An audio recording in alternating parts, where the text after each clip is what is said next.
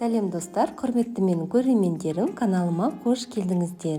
Бүгін сіздерге қазақтың ұлттық тағамдарының бірі сірне әзірлеуді ұсынамын. Бұл сірне ертерек бабаларымыз жасаған сірнеден өзгешелеу, заманауи ағымына байланысты сәл өзгертіп жасалынған. Сірнеге картоп, қамыр қосылмаған екен, марқаның етінен ғана пісірген. Енді заманауи сірненің жасалу жолын қабыл алыңыздар. Менде марқа етін ауылдан абысыным сүйектерін шауып, еттерін турап тұрып жіберіпті.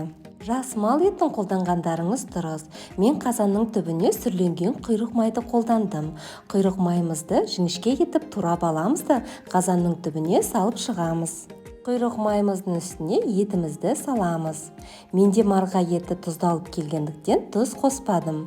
Басқа да дәмдеуіштерді де қолданбадым, өйткені сүрленген құйрықтың өзі ерекше дәм беріп тұрады. Еттерімізді салып алған соң оттың астын ең жоғарғы деңгейіне қоямыз. 15-20 минуттай қатты отта пісіреміз. Суы шыға бастағанда орташа деңгейге қойып, ешқандай су қоспай, араластырмай 1,5 сағатқа қойып пісіріп аламыз. Енді біз картоп пен сәбіз сыртын ашып турап аламыз.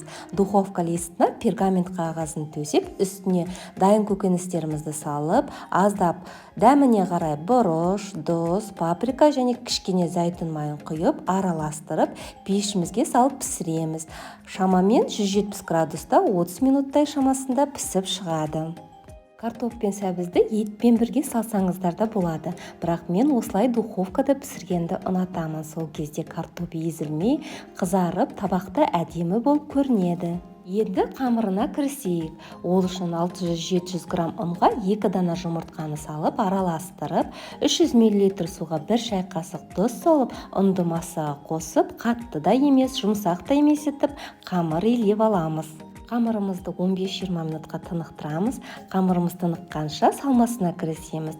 Салмасына 2 бума жусайымызды майдалап турап аламыз. 2 орташа сәбізді үккіштің үлкен көзінен өткізіп, 1,5 шай қасық тұз, жарты шай қасық бұрышты қосып араластырамыз. Осымен біздің салмамыз дайын болды.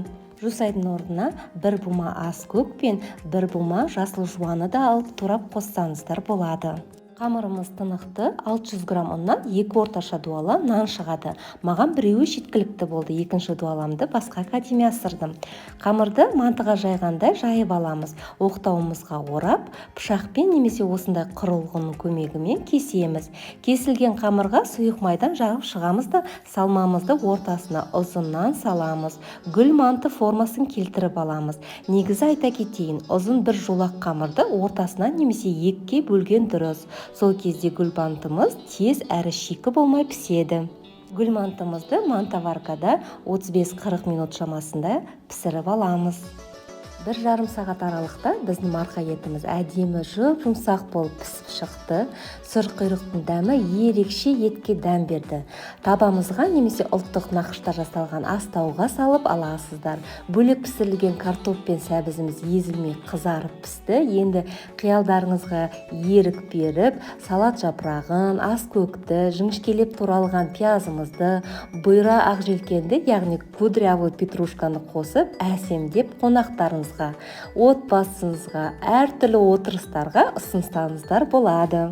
Осымен біздің сірнеміз дайын, астарыңыз дәмді болсын. Достар, видеомның рекомендацияға шығуға, яғни каналымның дамуына үлестеріңізді қоса отыруларыңызды сұраймын. Ол үшін төменде поделиться батырмасын басып, достарыңызбен бөлісе кетіңіздер. Комментарий бөлімінде де өз пікірлеріңізді, қай қаладан екендеріңізді қалдыра кетіңіздер. Сіздердің лүпілдеріңіз бен пікірлеріңіз мен үшін өте маңызды. Сіздермен болған Нұржамал.